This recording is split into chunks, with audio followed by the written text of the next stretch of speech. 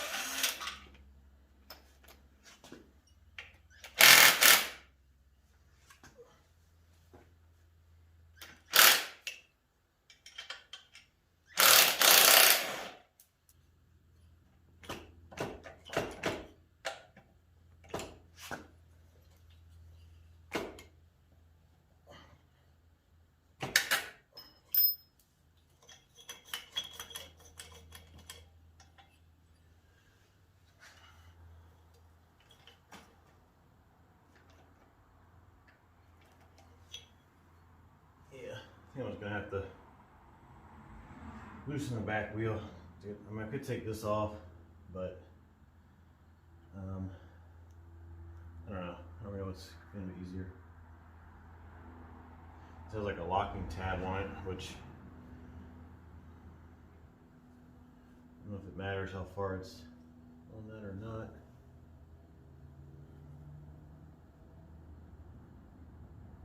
I guess we'll try that first. It theoretically should be easier.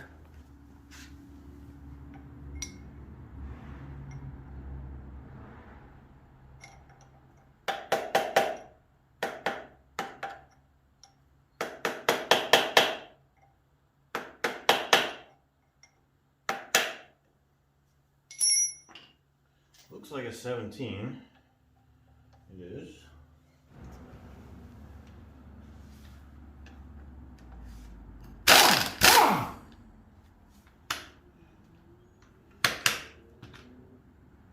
And that's torque.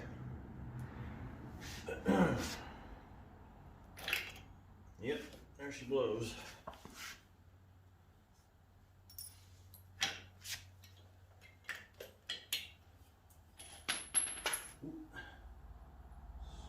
Came all the way off.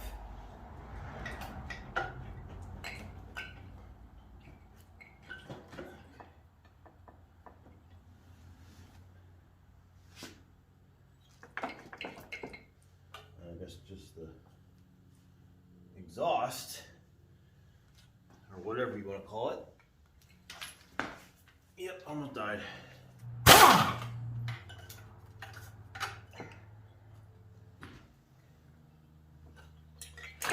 Okay. Now the chain is stuck around the pedals. Look at this guy. Yeah, pretty much. Just use one of the engine bolts to put the pedal on. You just jammed it in there. Probably have better luck hammering that out. Over here. Well, I guess the pedals are going to stay in there for right now.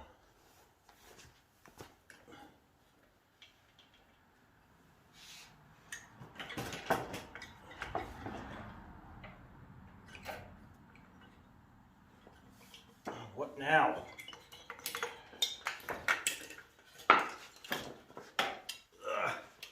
Really? You got more wires? I guess I never actually did disconnect any wires, did I? Now, that's great. There's no connector for that.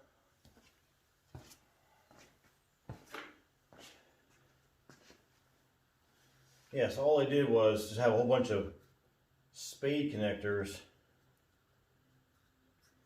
right there. I guess if they're all color coded, it's okay, but I have to disconnect all of those individually and then put them all back individually.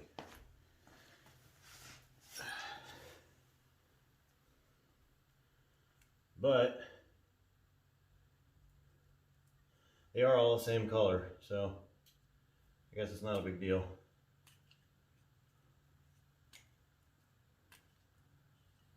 Yeah.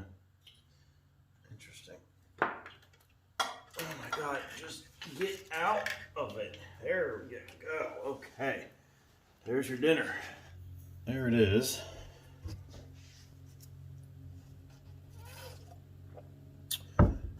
I say, let us take that exhaust off. That totally looks homemade. I mean, it's a little bent up pipe, and I don't even know, I can't even imagine if like that was intentional or what. I mean, it looks like it had to have been. Like 10 millimeter, yep. I gotta remember. Yeah, this is totally homemade. I mean, that's some pretty nasty looking welding right there. I mean, you know, I guess it does the job. Just put that over there. I mean, it certainly isn't going to be quiet by any means if it does just has a essentially a straight pipe off of it.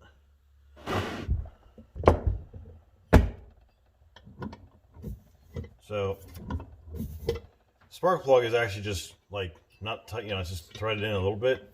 You hear it squeezing.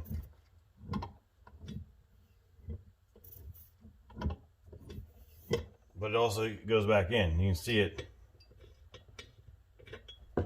doing both. So right there it's sucking. Then it's squeezing. Suck, squeeze. The sucking should be happening up here. I don't know if I can feel anything there.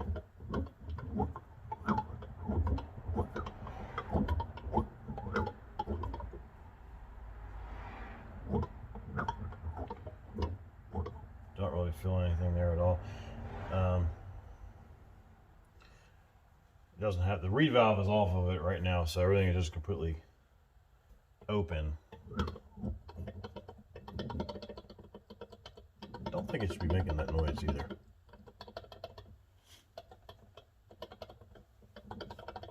Seems somewhat interesting. 4 giant head studs that look like 10 millimeter bolts. Yep. 10 millimeter nuts, I should say.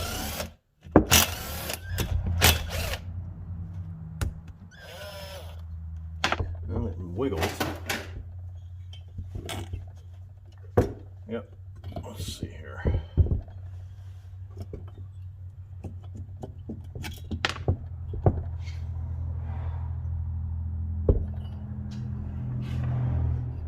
Some washers coming off with it.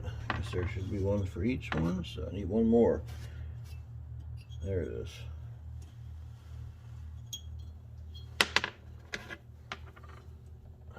So it's loose, but it's coming.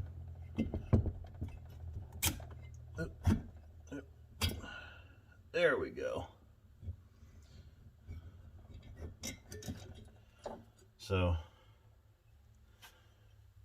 there's your cylinder head. Looks fine. I mean, actually, it's really the whole cylinder. I mean, everything's right there. It's kind of like an old Volkswagen. There is your piston. So that's all the way up. So theoretically, looks like there's a little, some kind of a locking ring in there. You push the pin out and just slide that right off. So, I mean, it's pretty simple repair. I mean, it's got rings that are not stuck. I guess I have to take the piston off of there and see what it looks like in here. But here's, you know, your most basic internal combustion engine there. Just rides up and down in a bore in that.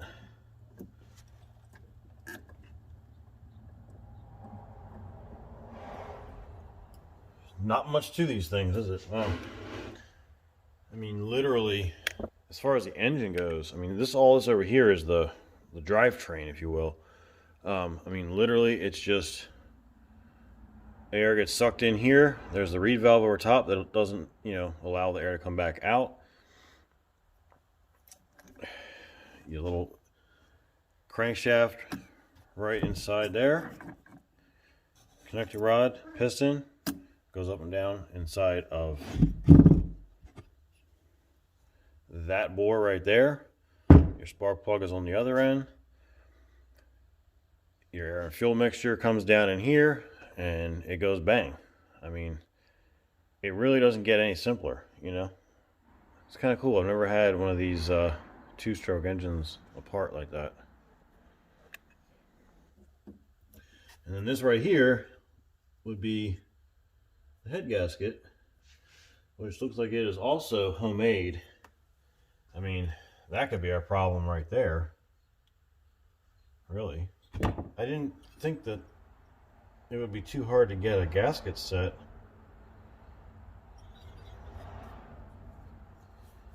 For one of these engines, because it seems like the Daelim engines were relatively common. I don't feel any bad scoring or what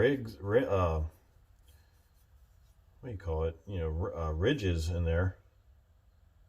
There is some vertical scoring, but it's not like anything you can feel.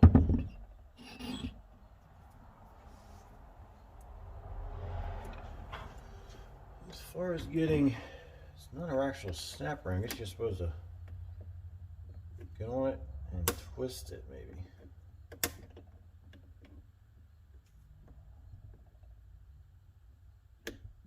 You know it's going to go flying. Yeah,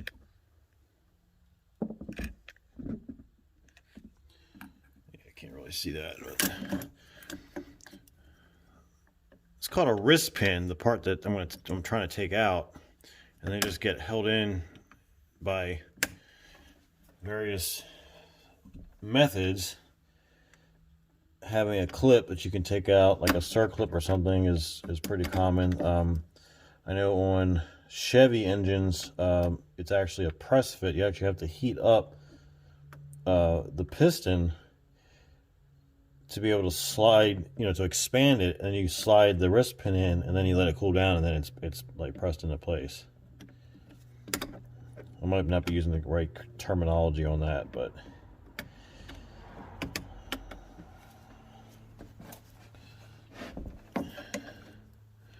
the problem is when you grab onto it, and try to turn it, it just, oh, there we go. Hopefully I didn't bend it. Man, it's like a perfect G. So it just fits into a little groove. So theoretically, I should be able to push it out from the other side now. Do I have something I can push with?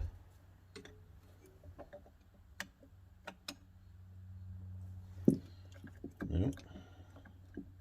I guess I have to take both sides out. I mean, I guess that makes sense. Just thought if I could just take one side, I'd be able to push it through. Unless, no, there's no way that could be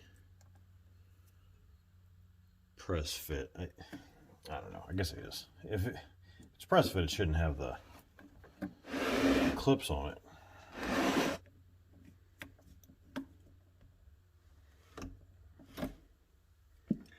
Okay, got both sides. So kind of push that out now.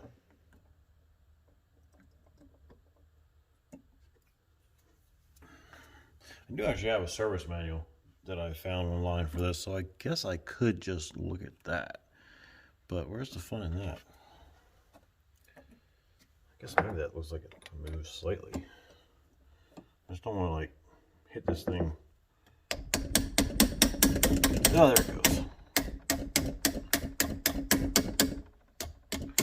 Then I gotta figure out what it's gonna do once it comes all the way off of there.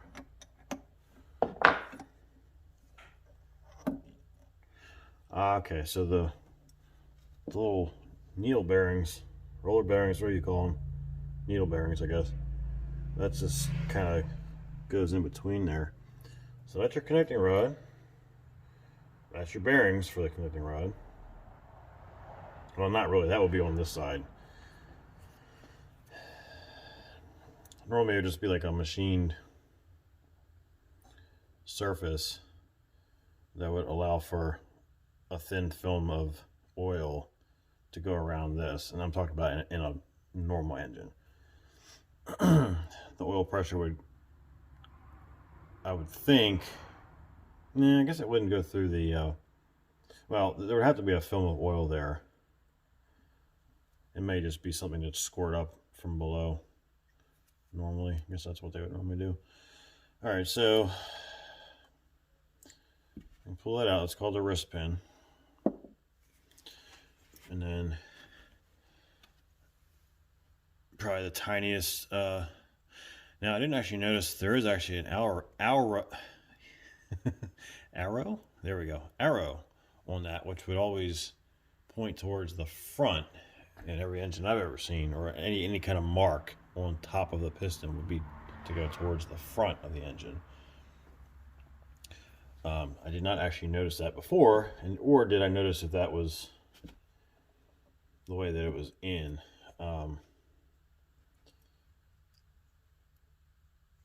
The only thing I would think of is that it might be slightly, the hole might be slightly offset one direction, even though looking at it, you can't tell. But you got your two piston rings. Now, you know, these would be set up so that the gap in the ring would be opposite sides, you know, when you install it. These obviously are free to float around once it's running. Whenever you're setting it up, normally a car engine would have three rings. You have your two top rings, which are the compression rings. This is what seals against the cylinder wall and gives you that compression when as that piston is coming up and there's nowhere for the air to go up top because all the valves are closed. That creates the squeeze or the compression in the cylinder, and these two rings right here are what do that. They are machined to fit perfectly, have a perfect seal in the cylinder bore, but there is always going to be a little bit of a gap. You can't have them perfectly together because then once the engine heats up, it would expand and push that together even further, and then it would actually cause the rings to, you know, have nowhere else to go and probably start causing damage. Either they would break or they would scratch up. Actually, all of the above would happen. It would scratch up the inside of the cylinder bore. So there has to be a gap. So when you have, that's why you have two, or one of the reasons you have two. And then you just want to stagger them so that the gaps are not perfectly lined up, which would theoretically cause a little bit of a decrease in that squeeze that happens. So I don't see anything that looks wrong with this. So what I kind of want to do is put it in here and just see how this does. Now I'm probably gonna have to squeeze these in a little bit We also can put a little bit of oil in these too. Got this, whatever the hell this oil is here. I don't even know where I got this from. Let's put a little bit in the cap right there. Just kind of get some oil all the way around. Just put a little bit in there too. And it looks, okay, there actually is a taper to this, so theoretically I could just push these down in.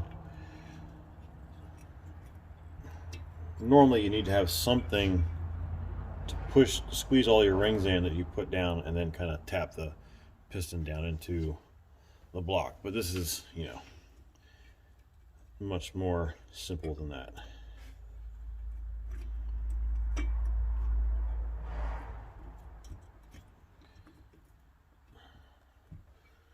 They say that as it doesn't want to cooperate.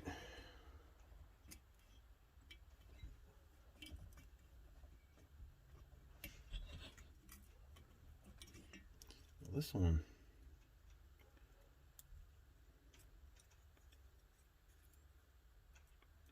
Oh, I see. There actually are like dowels right there, and then I was wondering why the ring gap was kind of like a half round shape. I don't know if you can see that at all. Probably not. There's a little pin right there, so that's where you don't want to line the rings up, is right there to those. But okay, so it's actually there, which would be, okay, that's top. So the bottom ring, it's right there, which would be about 7 o'clock, 8 o'clock. And then the other ring, the top ring, is right there. So about 8 and 4 o'clock is actually where they want you to do it. And normally you would do them on a normal engine that has the 3 rings. The bottom rings are actually the oil rings, the oil scrapers, which would make sense why I guess this wouldn't have that, because this engine doesn't have an oiling system. The oil is just sprayed in through the fuel. So yeah, you would normally have them at like 12 o'clock, 4 o'clock, 8 o'clock generally, is how you set up rings on my normal 4-stroke engine. So try to get them right there like that. And let's see, give you these little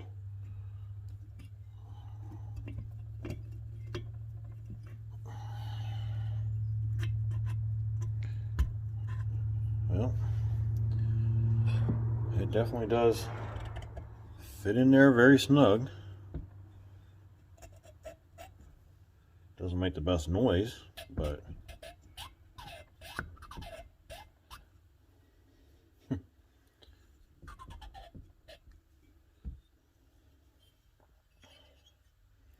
it's not going to work now because we don't have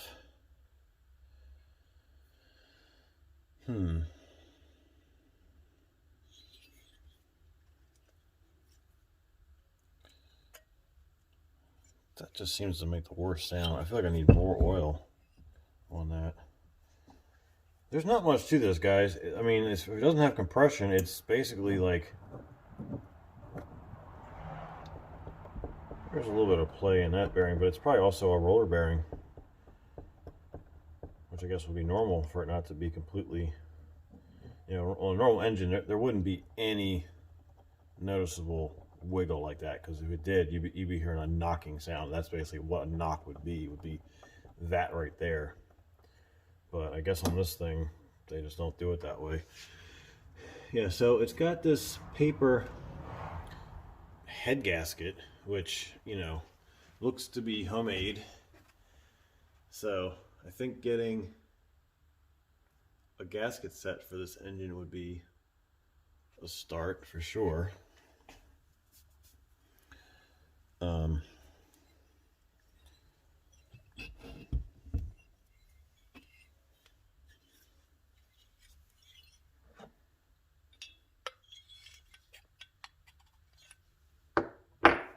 I guess theoretically Now, I did not notice if I put the arrow facing the right direction, so I guess we're going to pull it back out. And yeah, this thing is just quite dry. There's definitely a lot of vertical scoring.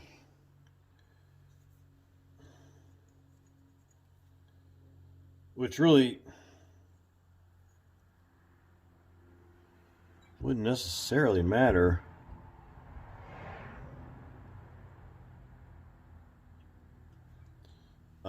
unless you can really feel it, which I don't think I feel anything.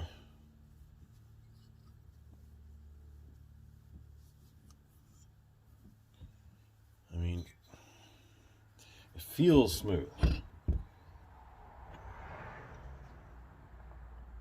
And this wouldn't really matter because, again, the rings are what's actually sealing, and they don't seem to have anything. I mean, you can see this doesn't look like it's got any use anywhere at all. So maybe we just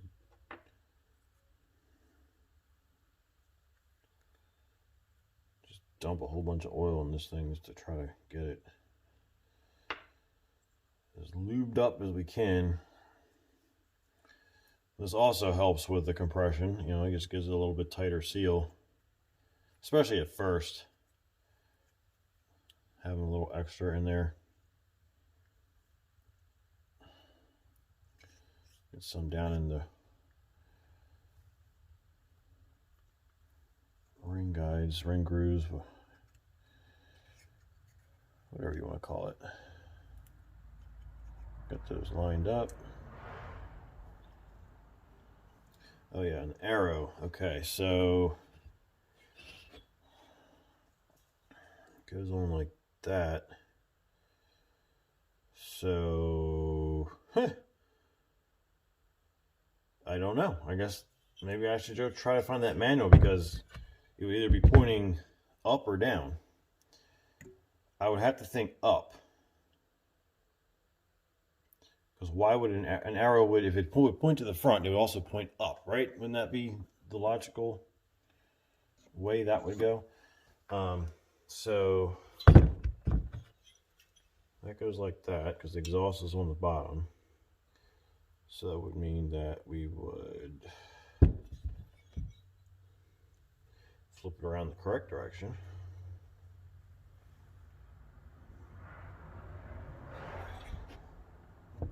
So that way would be up.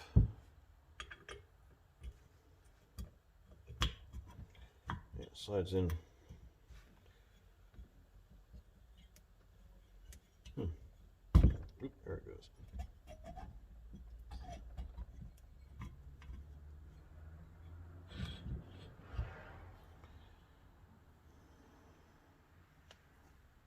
I kind of feel like you're probably supposed to do it this way. Put it in there first, and then slide the connecting rod. They kind of give you this opening on the side there.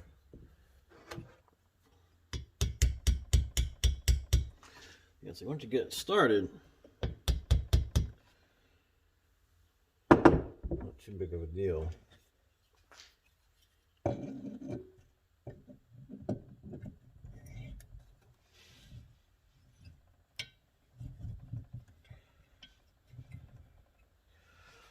Alright, so now that it's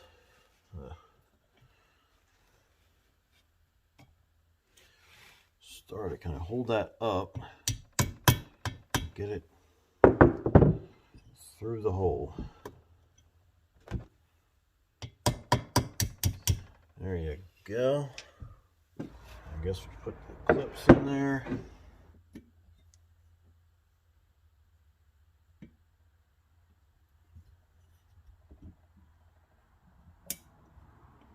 Was that a click? Oh my god, that was a click.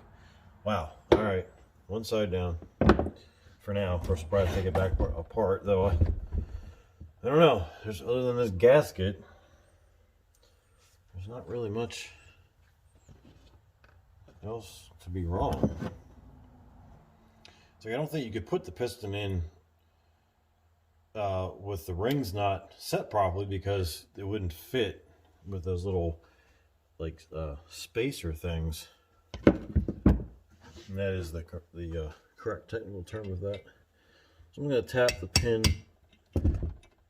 up against the clip on this side, which obviously is in place because it would have just shot out if it wasn't. And that gives us, can you just do something that resembles cooperation?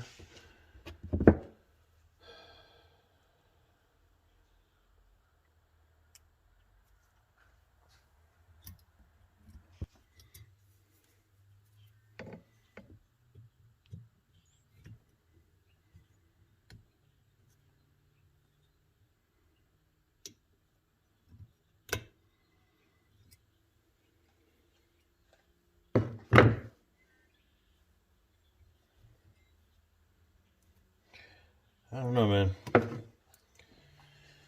I'm just gonna pause this. And all right, so after, you know, several obscenities, it's in. So I don't get out of the light at all there. You can see the clip is in place on that side as well. So we slide that back down.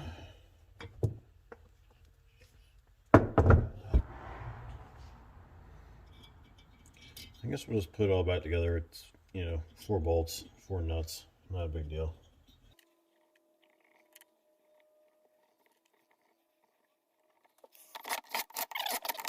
In the general ballpark right now.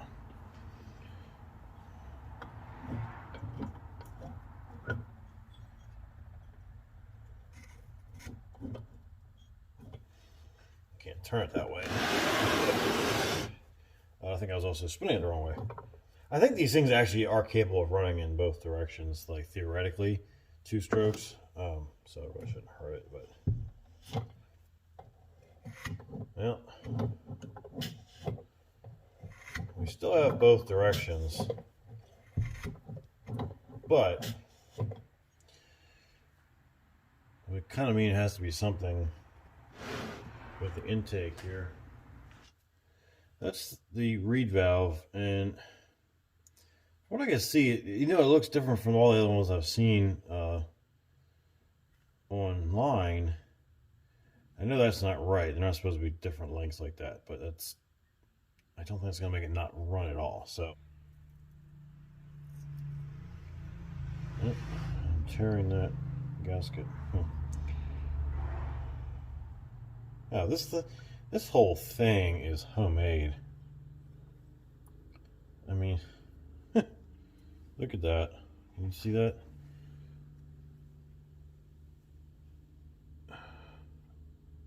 It's completely homemade. No wonder this thing doesn't work right. Well, let's just put it on. See if we have anything that seems different. If you're not sure about something being too long, just be really careful, because when you start feeling it, you know, it will start feeling like it's getting tight, but it's kind of a different feeling than actually getting tight, and you got to make sure that you're not just slamming it into the aluminum, because it'll just break right through it and you're done. That'll shut you right down.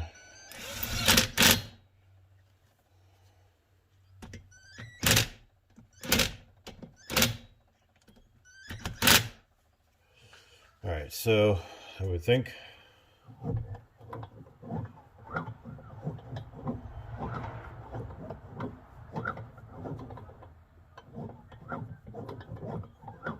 not much suction.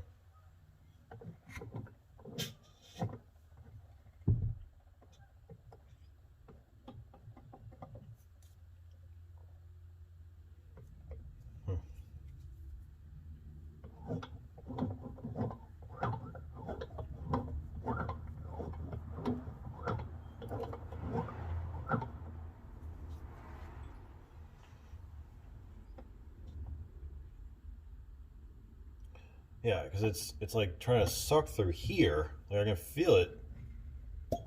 Like that's sucking. You know? That should be happening over here. When nothing happens over here.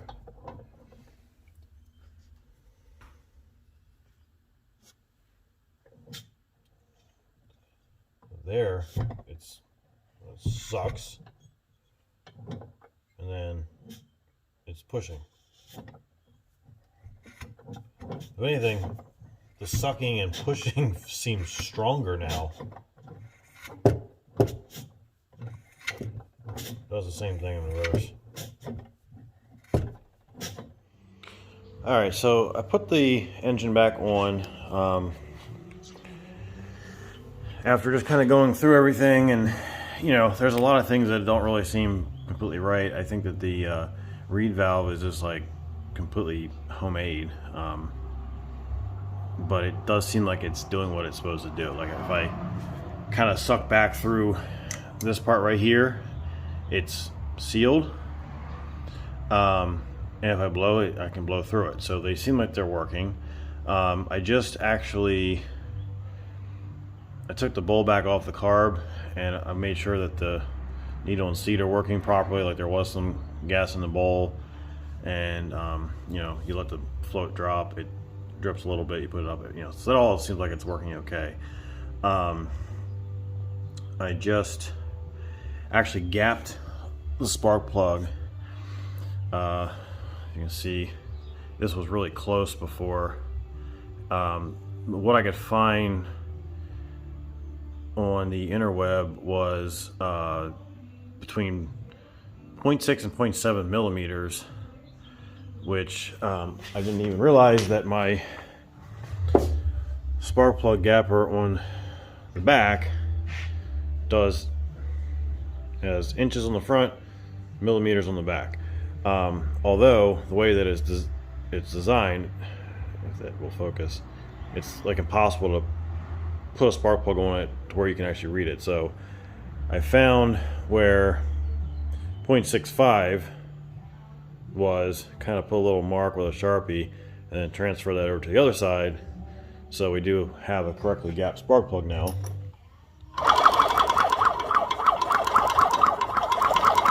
see that?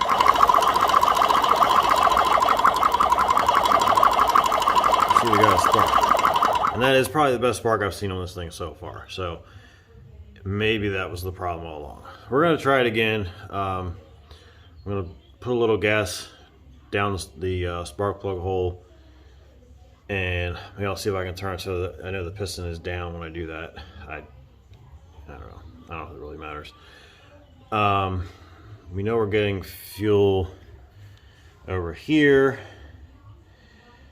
I actually dissected a weed whacker.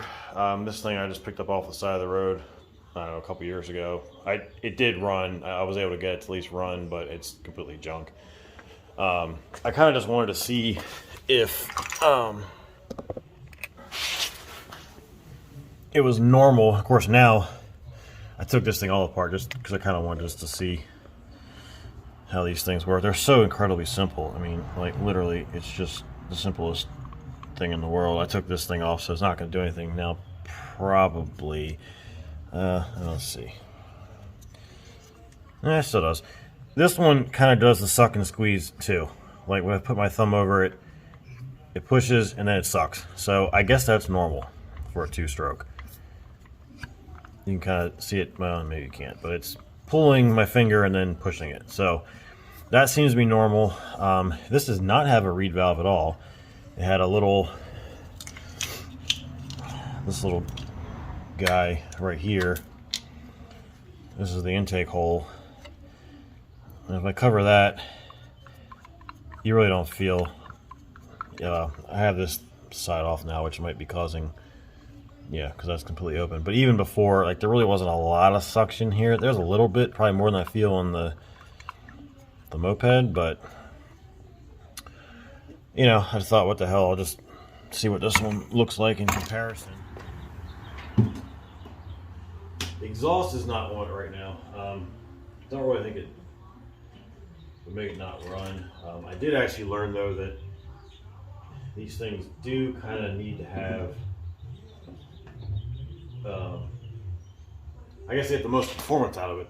The exhaust actually has to be a certain shape, and there's, I don't know, there's science involved, which I thought was kind of cool. But all those things should make it completely not run. Did I get anything out of this one? Probably not. Oh, maybe. There it goes a little bit.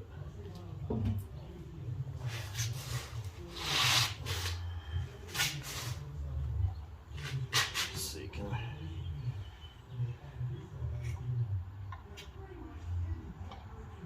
Alright, so that's about.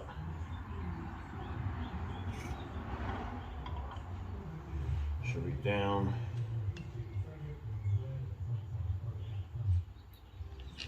Yep, that just poured right out of the exhaust hole.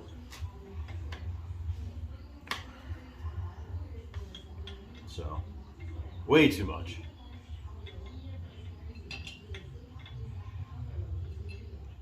I'm also thinking that maybe it needs to have a little bit of restriction. There's no air cleaner on this thing. I didn't get an air cleaner with it, so I'm kind of thinking maybe I should try to partially restrict this, because it might need a little bit of drag, but we'll try it without it first.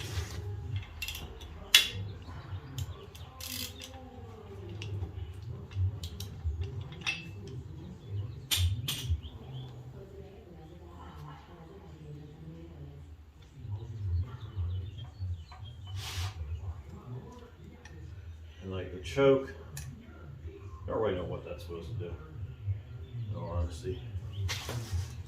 Let's see. Ah, shit.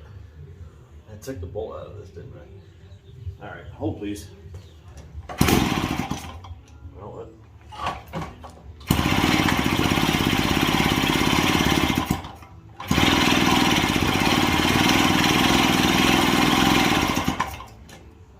I guess because the exhaust is off, it sounds a little louder.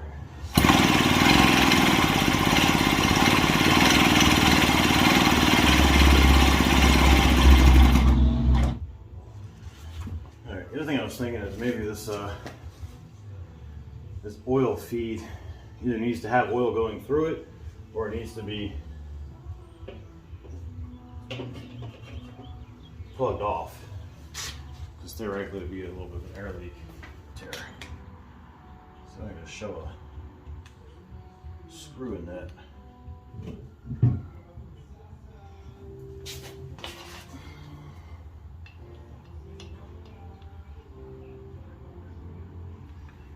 Maybe it does need to be all the way up.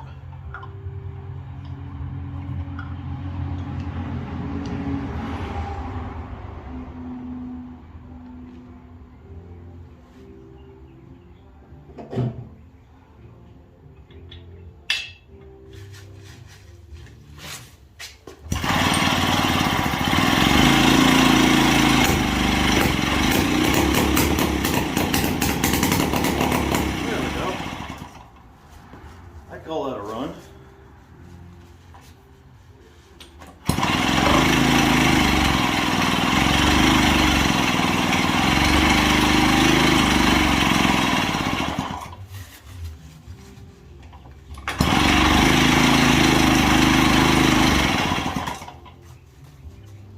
All right, that's the most it's run so far. I don't know if it's getting fuel yet to the carb.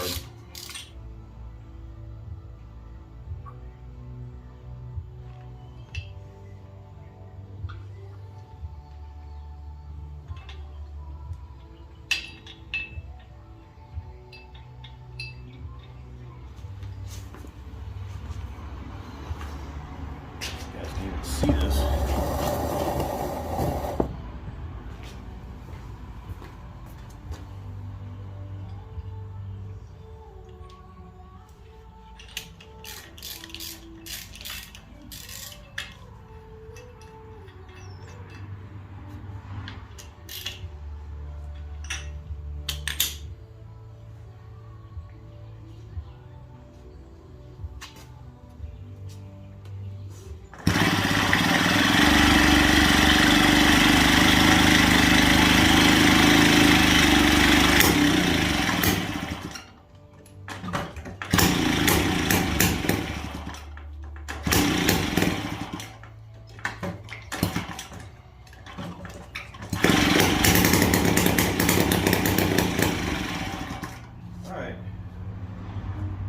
gonna say it's a runner.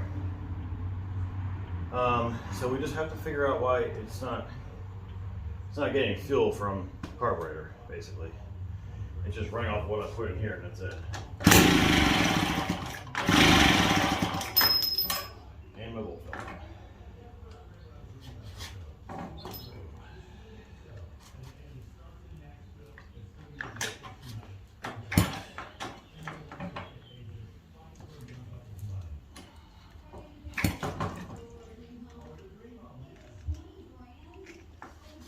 I had this other bolt shoved in here. They try to weld it in there.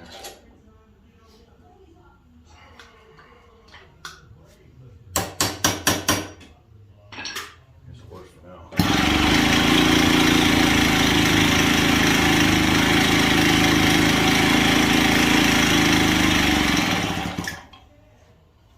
Yeah, so it runs off the gas I put in the combustion chamber, and then it dies. So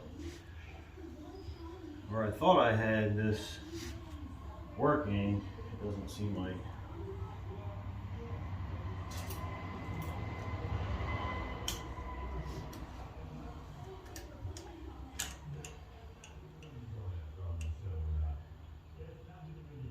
There's definitely some.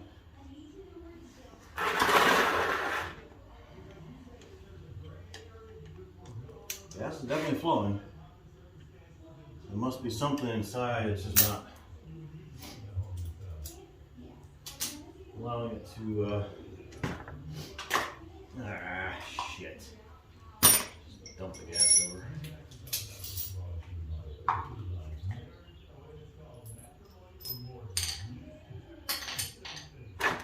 And that'll be a big fire if it does fire again, straight out the open exhaust hole.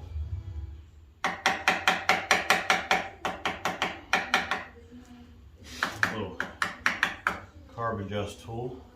I guess I can start screwing with the mixture screws a little bit, but before I go any further, I'm gonna let that evaporate or try and clean it up a little bit. But at least we know the engine does run. It could have just been the spark plug gap all along. I just should have checked that sooner. I don't know, but learn this right along with you guys. So thanks for watching this part. We'll come back and see if we can get it to run a little bit longer. Thanks for watching.